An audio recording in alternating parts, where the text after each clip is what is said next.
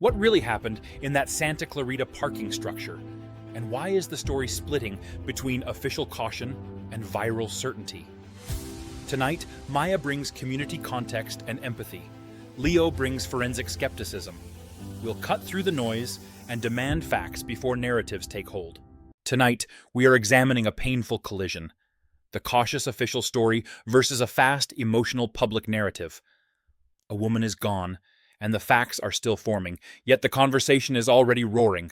And when the person lost is connected to political power, privacy evaporates, the machine spins up, headlines multiply, and a family's grief becomes everyone's spectacle. Sure, but the public wants to know what happened. If you're tied to a national figure, curiosity skyrockets. That's not new. It's the way modern media works, for better or worse. Here are the confirmed elements. Carrie Elizabeth Romney, 64, was found Friday evening near the base of a 5-story parking structure by Valencia Town Center in Santa Clarita, California, adjacent to a Hyatt Regency. Deputies were dispatched around 8:30 p.m. A vehicle linked to her was seen inside the garage. Homicide detectives responded early, and officials said the death did not appear to involve foul play. The investigation remains open. And the medical examiner's office lists the cause as deferred. Translation: science first, answers later. That gap invites speculation, especially once deputies float that she jumped or fell. The narrative fills itself in before data arrives. Deputies offering a working theory is normal. Journalists should mark it as preliminary. The phrase jumped or fell is cautious. The problem is when headlines treat a hypothesis like a conclusion.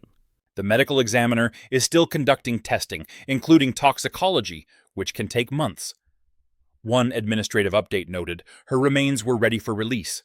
That does not resolve cause or manner of death. Meanwhile, coverage leans into drama.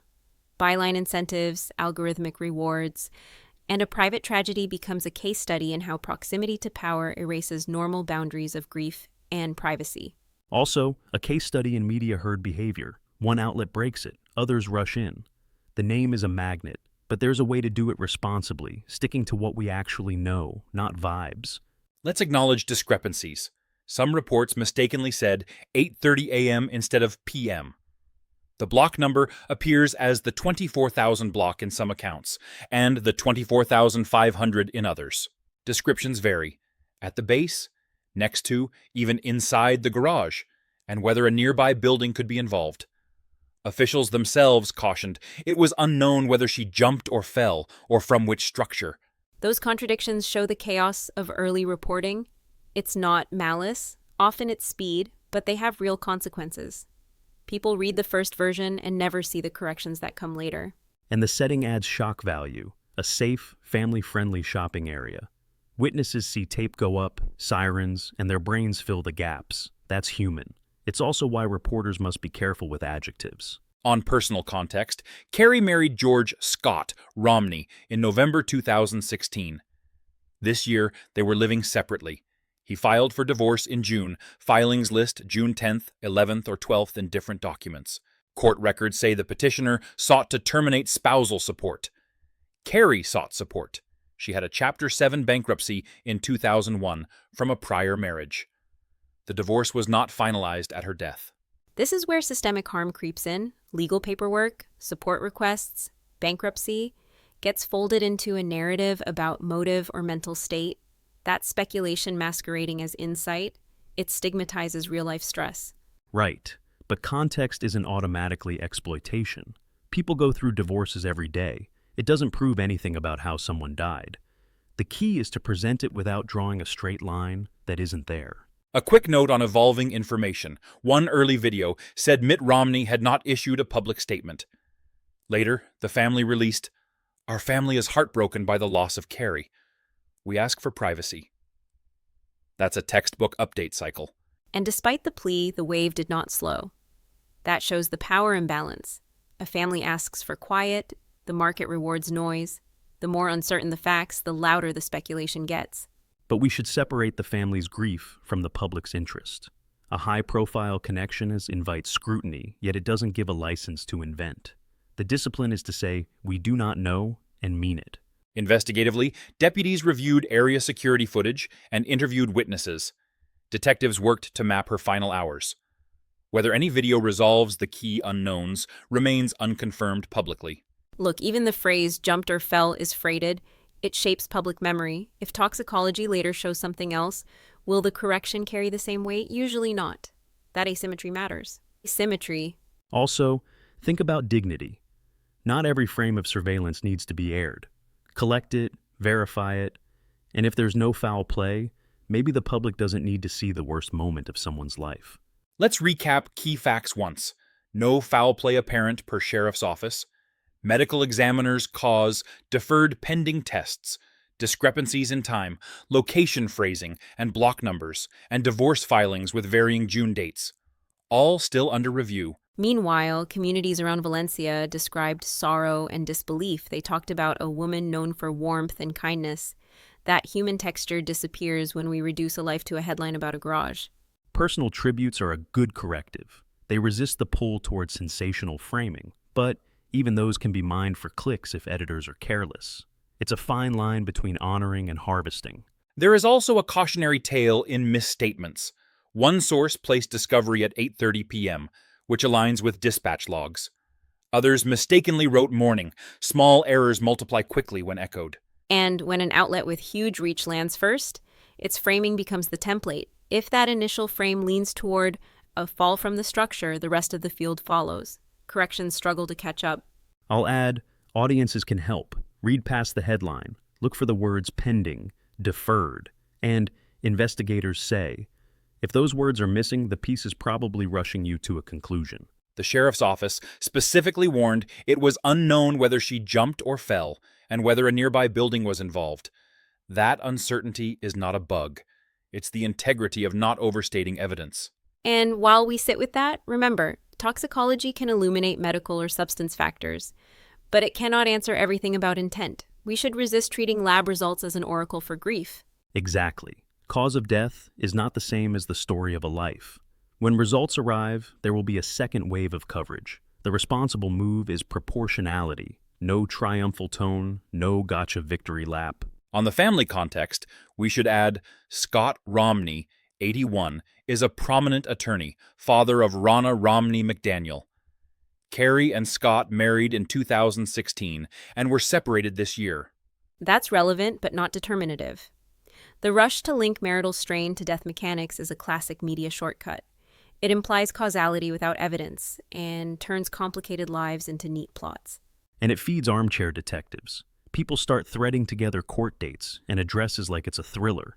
In reality, investigators do slow, boring work that rarely maps onto internet theories. Residents described a quiet shock as police cordoned the area. Detectives canvassed, pulled footage, and processed the scene for hours. That methodical pace is the point. Secure facts before narratives calcify. Let's also say this out loud. If you are struggling, resources exist. Coverage often tacks a hotline at the end as boilerplate. It shouldn't be an afterthought. Centering care is part of ethical reporting. Support matters. And for journalists, restraint is a form of respect. If the sheriff says no foul play apparent, report it. If the examiner says deferred, report that too. Leave the rest alone until it's real. One more recap for orientation. We have an open investigation, a deferred cause, early on-scene assessments, pointing away from foul play, and inconsistent early details about exact location and timing. The rest is pending. So, how should newsrooms cover the next phase? First, stop centering the fame. This is a private person. Frame updates around the official findings, not the family's political brand or search engine value. Second, stick to name sources, direct documents, and on-the-record statements. Avoid anonymous insiders unless there's a clear public interest. And cut the melodrama from headlines. Facts can stand up on their own. Third, track corrections visibly. If an outlet said morning when it was evening, fix it and flag it.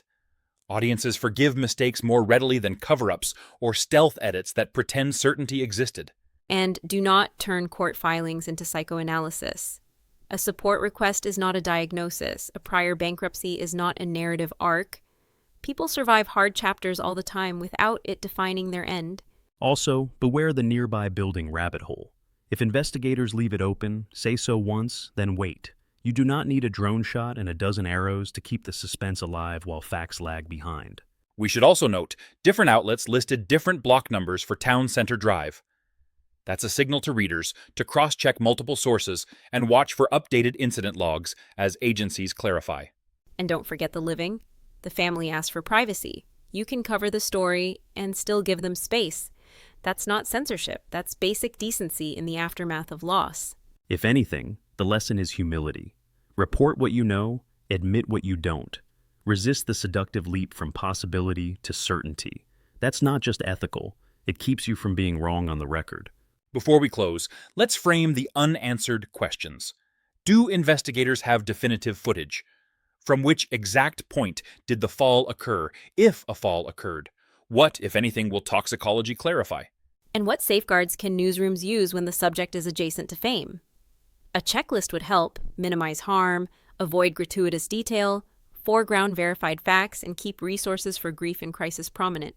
Plus a language audit. Ban words that imply certainty without proof. If it's could, say could, not did. If it's authorities said, use the quote. Precision might feel boring. It's called being accurate. This is also a reminder that evolving stories are marathons, not sprints. Early reports are drafts. Agencies refine details, and sometimes they reverse them. Being first is not the same as being correct. And when the lab work lands, coverage will surge again. We need to center context without fatalism. Results are data points, not one-to-one explanations for the complexity of a person's life or choices. If that next wave comes, I hope editors remember there's a family reading every word. Tone matters. You can be clear and careful without turning tragedy into entertainment. For those asking what's next, the medical examiner's findings, once complete, will address cause and manner. Law enforcement may refine the location specifics, and if discrepancies close, we'll note where and how they did. Until then, the most honest words are, we do not know. That's not a weakness. It's respect for reality and for a grieving family navigating something unimaginably hard. And it's a test for all of us as readers. Reward outlets that show patience. Click less on the ones that sell certainty before the science arrives.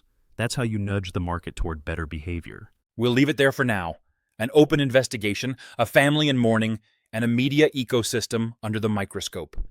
When official findings land, we'll be back with the same care and the same commitment to clarity.